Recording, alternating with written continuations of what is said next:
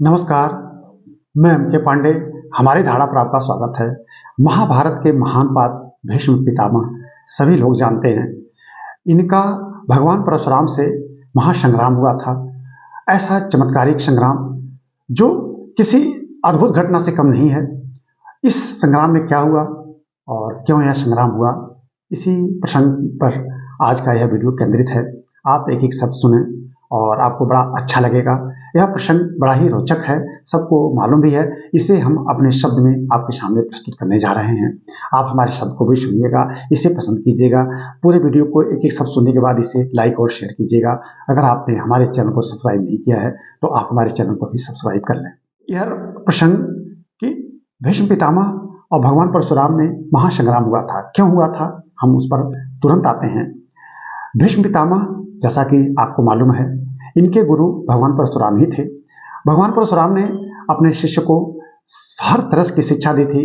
धनुर्विद्या से लेके हर विद्या उन्होंने विद्या में पारंगत किया था। और भीष्म पितामह महाभारत के अजेय पात्र थे, इसमें कोई दो राय नहीं है। वो प्रतिज्ञारत थे, उन्होंने प्रतिज्ञा ली थी आजीवन ब्रह्मचारी रहने की। लेकिन इन्होंने जब अपनी प्रतिज्ञा ली, उस समय जब उन्होंने प्रतिज्ञा ली थी तो भगवान परशुराम को भी विश्वास नहीं था कि ऐसी प्रतिज्ञा है जिसे तोड़ेंगे नहीं, तो यही बात फंसेगी। और आगे क्या हुआ कि गुरु चाहते थे, भगवान परशुराम चाहते थे कि भीष्म पितामह विवाह करें, और वो भी उनकी पसंद की किसी कन्या से, यानी परशुराम अपनी पसंद की कन्या से भीष्म पितामह का विवाह कराना चाहते थे। और उन्होंने जिस कन्या को चुना था भीष्म पितामह से विवाह के लिए, वो और कोई नहीं, तत्कालीन काशीराज की पुत्री थी अम्बा। अम्बा से वो भीष्म पितामह का विवाह कराना चाहते थे।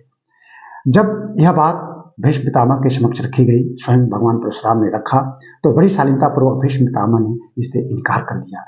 अब इसी बात को लेके दोनों में तू मैं शुरू हुई, बात बढ़ती चली गई और बात यहाँ तक बढ़ी कि दोनों में संग्राम छिड़ गया और संग्राम ने युद्ध का रूप ले लिया। युद्ध भयंकर युद्ध, भयानक युद्ध। और यह युद्ध इतना भयानक कि दो महायोद्धा, धरती के महायोद्धा, पूरी सृष्टि वो तबाह करने की क्षमता रखते थे, उनमें संग्राम छिड़ गया।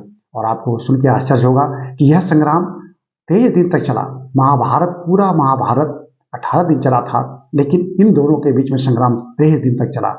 न तो कोई पराजित हो रहा था और न कोई विजेता। भगवान परशुराम जो कि स्वयं अवतार थे, वो भी नहीं विजयी हो पा रहे थे और न ही भीष्म पितामह हार ही रहे थे। दोनों में भयंकर संग्राम हुआ। अंततः गंगापुत्र भीष्म जब उस दौर तक यह संग्राम पहुंच गया कि अब महाविनाशी सामने दिख रहा था, उसी समय मां गंगा प्रकट हुई और दोनों के बीच में उन्होंने बीच बचाव किया और यह महासंग्राम टल गया, महाविनाश टल गया। अब यह प्रसंग बड़ा ही रोचक है, मां गंगा स्वयं बीच में आई। लेकिन चूंकि भीष्म पितामह के विवाह की बात अम्बा से हो चुकी थी, काशीराज की पुत्री अम्बा से, अम्बा तक यह बात चली गई थी, तो अम्बा ने मन ही मन भीष्म पितामह को अपना वर भी मान लिया था। जब भीष्म पितामह मुकर गए तो अम्बा के हृदय में भी बड़ा क्रोध आया। और जब भीष्म पितामह पराजित नहीं हुए तो उन्होंने भी मन ही मन संकल्प लिया कि मैं इन्हें जरूर पराजित करूंगी, और अगर ये हमें नहीं स्वीकार करते हैं तो मैं इन्हें जिंदा नहीं छोड़ूंगी।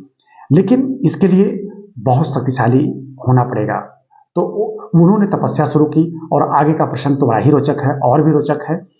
तपस्या की, ऐसी तपस्या भगवान भोलेनाथ की कि उन्हें पुरुष रूप में पुरुषोचित सारे वो शक्ति प्राप्त हो जिससे वो भीष्म पितामह का सामना कर सकें। उनकी तपस्या सुनी भी गई, भगवान भोलेनाथ प्रकट भी हुए, और लेकिन अगले जन्म में उनको वरदान दिया गया कि आपको अगले जन्म में यह शक्ति प्राप्त होगी। फिर वही अम्बा उस समय महाभारत काल में पांचाल नरेश के पुत्र के रूप में उन्होंने जन्म लिया। कहने को तो पुत्र, लेकिन जन्मी थी वो पुत्री के रूप में। यह बड़ा ही रोचक प्रसंग है और आप इसे जरूर जानते होंगे। हमने इस संदर्भ में वीडियो डाला भी है, आप चाहें तो उसको देख सकते हैं। फिर वही आगे चलकर शिखंडी महाभारत में वही हुई, जिन्हें शिखंडी हम कहते हैं। फिर आगे वो पुत्र भी हो गई। लेकिन ये रोचक, ये प्रसंग कुछ दूसरा है। अम्बा ने जन्म लिया था और भीष्म पितामह के मृत्यु का वो कारण भी बनी। तो यह तो प्रसंग अगला है, लेकिन आज का यह प्रसंग था भीष्म पितामह और भगवान परशुराम में युद्ध।